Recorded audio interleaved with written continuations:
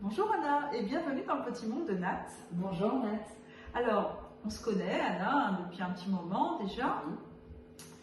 J'adore ce que tu fais. Alors, ton métier, si on peut dire comme ça, c'est coach de vie. C'est ça, oui, coach de vie. D'accord. Qu'est-ce qui t'a donné envie de rentrer un petit peu dans le monde du bien-être et de faire coach de vie? C'est aider les autres. En fait, j'ai toujours été dans ce partage et d'être là pour les autres, d'un point de vue sportif d'abord, parce que je suis une ancienne athlète. Tu es une ancienne athlète. Et d'un point de vue après commercial. Alors, athlète dans quoi? Tu étais gymnastique. Gymnastique, oui. D'accord. Et danse aussi peut-être? Danse, non, pas vraiment. Plus dans le fitness après, par la suite. D'accord. Ouais, danse et fitness par la suite, mais gymnastique dans un premier temps. Ouais. D'accord. Et donc, cette expérience t'a donné envie de t'occuper des autres? Ouais. Comment ça s'est passé, cette prise de décision? Ça a été d'abord dans des cours collectifs où il y avait du partage et on voyait cette énergie qu'il pouvait y avoir. Ouais. Ensuite, c'est parti sur des cours individuels. Et de ces cours individuels, j'ai vu que le physique ne suffisait pas, qu'il fallait aller plus loin. Et donc, du coup, pour aider les gens. Pour aider les gens. Pour aider les gens en leur apportant quoi en fait? Qu'est-ce que tu proposes? Du bien-être. Oui. Du bien-être. Tes outils, c'est quoi tes outils? Ça va être de la sophrologie, ça va être de la naturopathie, développement personnel, qui va permettre PNL. PNL, d'accord. Au particulier, et tu me disais tout à l'heure, aux entreprises. Alors, comment ça se passe avec l'entreprise? Comment tu proposes aux gens des formations? Quel style de formation?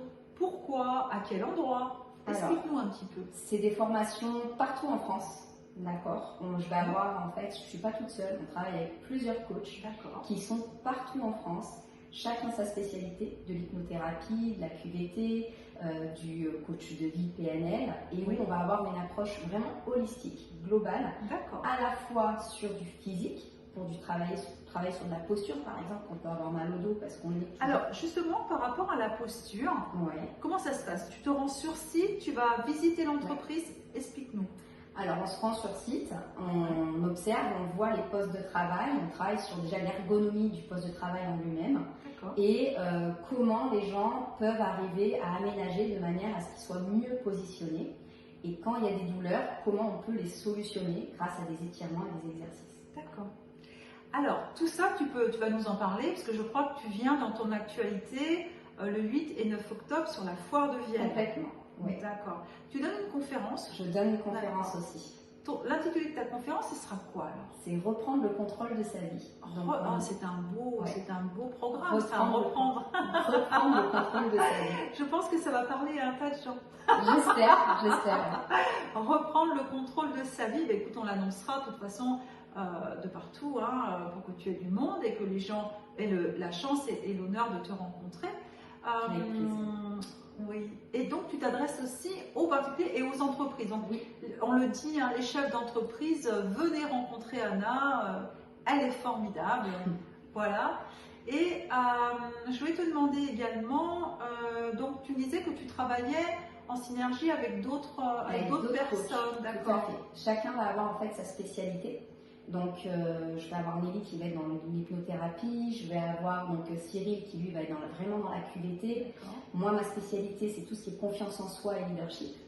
Oui. Donc, du coup, c'est pour ça que, et management, donc c'est pour ça qu'on intervient à la fois au niveau du particulier comme de l'entreprise, parce que souvent, quand on intervient dans l'entreprise, ça ne suffit pas. Il faut aller même plus loin au niveau de l'individu pour travailler sur la confiance en soi. D'accord. Donc, un temps d'observation, un temps d'analyse et puis peut-être des solutions apportées. Exactement. Ça, tu as tout bien résumé. On arrive, on observe, on analyse, on fait une étude par rapport à ça, on amène des solutions adaptées sous forme d'ateliers, de cours, de formations qui peuvent être aussi bien en présentiel qu'en distanciel. Oui, alors là, c'est intéressant parce que les gens qui vont venir te voir peuvent très bien, à la limite, rester chez eux et bénéficier quand même de ton savoir. Complètement, on peut faire ça à distance. À distance sur un site? Alors, il y a le site Créateur d'avenir.